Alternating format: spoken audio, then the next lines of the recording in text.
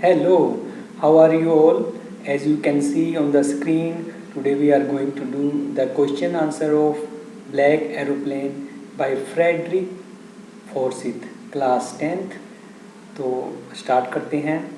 Start करने से पहले मैं थोड़ी सी इसकी स्टोरी आपको बता देता हूँ कि जो इसके ऑथर हैं फ्रेडरिक फॉर्सिथ, वो एक पायलट हैं।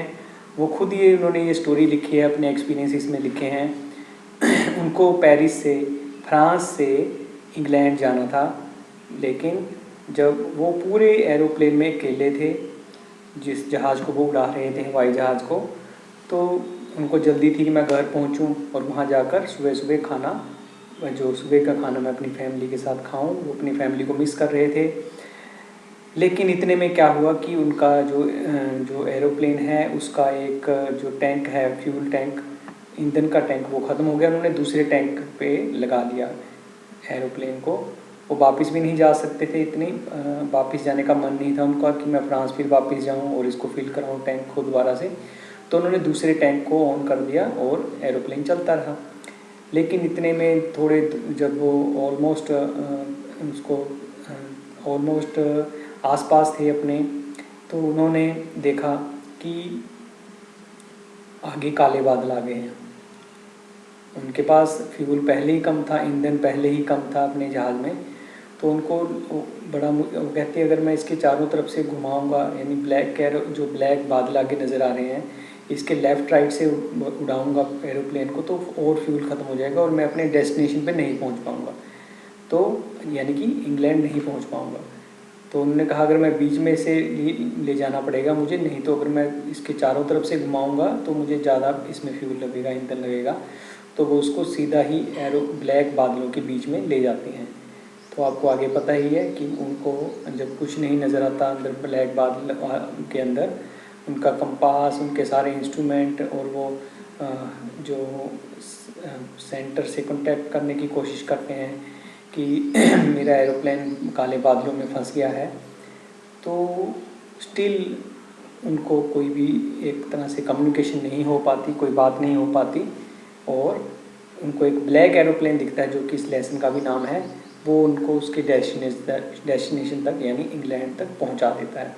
तो let's start with the question answers. I will take the risk, what is the risk, why does the narrator take it.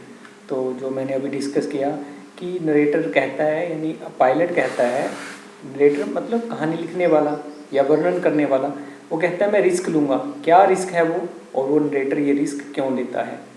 The pilot was amid storm full of dark clouds. जैसे कि पहले बताया मैंने आपको कि pilot का जो जहाज़ है, जो हवाई जहाज़ है, वो कहाँ फंस जाता है, काले बादलों के बीच में, डार्क क्लाउड्स के अंदर, तूफान के अंदर, स्टॉर्म के अंदर। He took the risk to fly through the black storm clouds. तो उसने क्या किया, काले बादलों के जो तूफान था उसके बीच में से ही, यानी मैंने बताया आपको फ्यूल कम था तो दाएं बाएं से नहीं ले जा सकता था, ना ही उन बादलों के ऊपर से ले जा सकता था। तो उनके काले बादलों के बीच में ही उसने जहाज़ को एंटर कर दिया। The narrator had to reach his home. Narrator को अपने घर पहुंचना था, लेखक को अपने घर पहुंचना था, या पायलट कह लें यहाँ पे, उसको अपने घर पहुंचना था। He was missing his family, अपनी फैमिली को मिस कर रहा था वो। He was dreaming to spend time with his family, वो सपने ले रहा था कि मेरी छुट्टी है तो मैं अपनी फैमिली के साथ टाइम स्पेंड करूँगा, टाइम गुजारूँगा। ड्रीमिंग मतलब सपने लेना। He also wanted to enjoy a good English breakfast at his home. तो अपनी फैमिली के साथ वो एक अच्छा ब्रेकफास्ट भी खाना चाहता था, इसलिए उसने वो रिस्क लिया, क्योंकि वो अपनी फैमिली को मिस कर रहा था और उसको लग रहा था कि मैं शायद इस पर जितना मेरे पास फ्यूल बचा है, ईंधन बचा है, मैं अपने फैमिली के पास पहुंच जाऊंगा। Describe the narrator's experience as he flew the aeroplane into the storm. Narrator का क्या एक्सपीरियंस रहा, क्या अनुभव रहा, यानी कि वर्णन करता या कहानीकार जिसने कहानी लिखी है, उसका कैसा अनुभव रहा बादलों के बीच में, जो काले बादल थे उनके बीच में उसका कैसा एक्सपीरियंस रहा। Narrator flu into the storm. Narrator ने क्या किया, बादलों के अंदर ही जहाज को उड़ा दिया। Everything turn black. जैसे ही काले बादलों में उसने अपने जहाज को एंटर कराया तो हर एक चीज़ ब्लैक हो गई। टर्न ब्लैक मतलब सारी चीज़ें काली हो गई। He could not see anything, उसको कुछ भी नज़र नहीं आया। Outside the plane window, plane की विंडो के बाहर उनको कुछ भी नज़र नहीं आया। वो कुछ भी नहीं देख पाए। Because the plane jump and twisted in the air. जैसे ही काले बादलों में उन्होंने जहाज़ को एंटर किया तो जहाज़ ने जंप किया एकदम से, एक जर्क लगा, जोर का झटका लगा और जहाज़ जो है हवा में ही ट्विस्ट कर गया, यानी घूमने लग गया। Compass was turning round and round. तो जो कंपास है, जो उनके पास कंपास था, दिशा दिखाने वाला यंत्र था, वो भी तेज़ी से पूरी चारों तरफ घूमने लग गया, यानी इससे पता ही नहीं चला कि कौन सी दिशा में है वो। Other instruments including the radio were dead.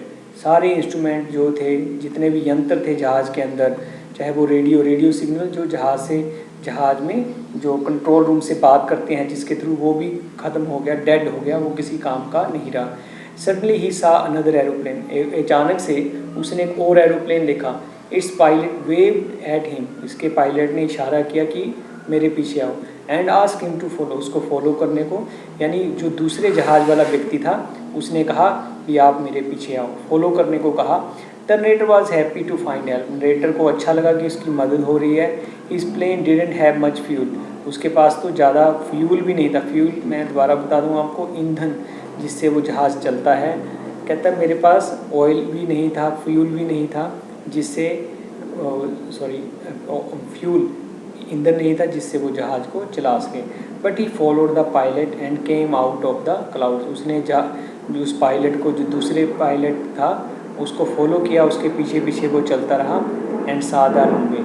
Ultimately उसने रनवे देखा, यानी जहाँ से जहाज़ चढ़ता है या उतरता है, रनवे देखा।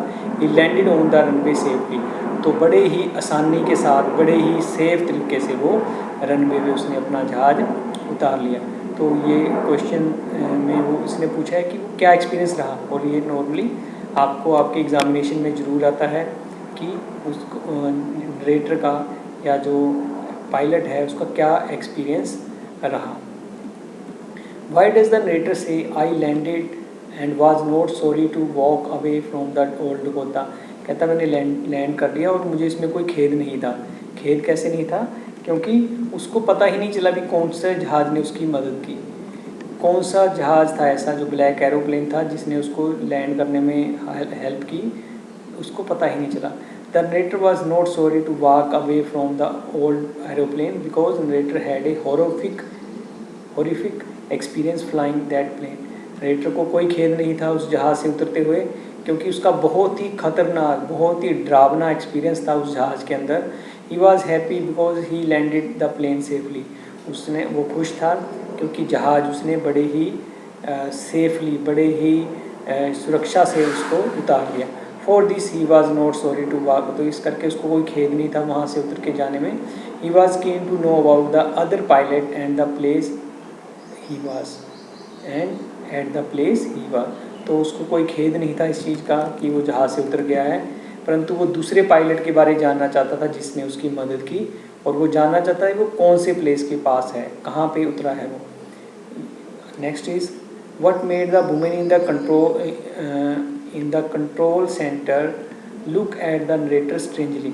ऐसी क्या बात हुई कि जो कंट्रोल सेंटर में, यानी जहाँ से कम्युनिकेशन होती है, जहाज़ जो पायलट जहाँ से बात करते हैं कि हमें किस डायरेक्शन में जाना है या कोई प्रॉब्लम होती है, कंट्रोल रूम से बात करते हैं। तो जब एरोप्लेन लेके जो पायलट उतरा तो वहाँ पे कंट्रोल सेंटर में जो लेडी बैठी थी जो कि कम्युनिकेशन करती है कि जहाज़ों की डायरेक्शन के बारे में कि आपको इतनी डिग्री टर्न करना है, यहाँ उतरना है, या आप इस डायरेक्शन में जाओ, जो कम्युनिकेशन होती है, वहाँ एक लेडी बैठी थी जो इस बारे में बात करती है। तो वो उसको अजीब तरीके से क्यों देखती है? It was the time when the pilot landed the aeroplane. ये वो टाइम था जब एरोप्लेन जो पायलट ने लैंड किया, पायलट ने एरोप्लेन को नीचे उतारा। He had asked the women about the other pilot at the control centre. तो उसने उस वुमेन से पूछा कि भाई मेरे अलावा दूसरा पायलट कौन था यहाँ पे। यानी कि जैसे मैं थोड़ा आपको फिर से रिमाइंड करा दूँ कि जब वो उसको कुछ भी समझ नहीं आता, उसके सारे इंस्ट्रूमेंट काम करना बंद कर देते हैं, सारा कुछ अंदर से ब्लैक हो जाता है, क्योंकि वो काले बादलों में अपने जहाज़ को एंटर कराता है। उसका कंपास जिससे वो दिशाएं देखता है वो भी ख़राब हो जाता है, रेडियो सिग्नल भी ख़राब हो जाते हैं, कोई बात नहीं हो पाती। तो ब्लैक एरोप्लेन हेल्प करता है। तो वो पूछता है कि दूसरा पायलट कौन सा है, जो दूसरा पायलट कहाँ गया वो, जो जिसने मेरी मदद की। She stayed at him curiously, तो उसने बड़े ही क्यूरियस होके, बड़ी जिज्ञासु होके उसकी तरफ देखा। As no other plane was in the storm, क्योंकि तूफान के अंदर कोई भी और प्लेन नहीं था। She told him that evening there was no other plane flying, तो उसने बताया कि भी आज तो कोई भी प्लेन नहीं उड़ रहा था, क्योंकि मौसम अच्छा नहीं था, तो कोई भी प्लेन नहीं उड़ रहा था। His was the only plane she saw on radar, तो कहती मैंने सिग्नल पे तो सिर्फ आपका ही जहाज़ देखा, आपके अलावा इस पूरे आकाश में कोई भी जहाज़ नहीं था। Who do you think helped the narrator to reach safely? Discuss this among yourself and give reasons for your answer. तो अब ये क्वेश्चन उठता है कि भाई जो पायलट है, पायलट तो कहता है कि मुझे किसी ब्लैक एरोप्लेन ने मेरी मदद की है, उसके पायलट ने मुझे कहा कि मुझे फॉलो करो, लेकिन अब आप बताओ कि किसने उनकी मदद की होगी। तो इसका कोई प्रोबेबल यानी अंदाज़ा हम लगा सकते हैं। It was probably narrator's own self that helped him, तो कहता है कि हो सकता है कि नरेटर ने खुद ही अपनी मदद की हो और उसको लगता हो कि किसी और ने मेरी मदद की।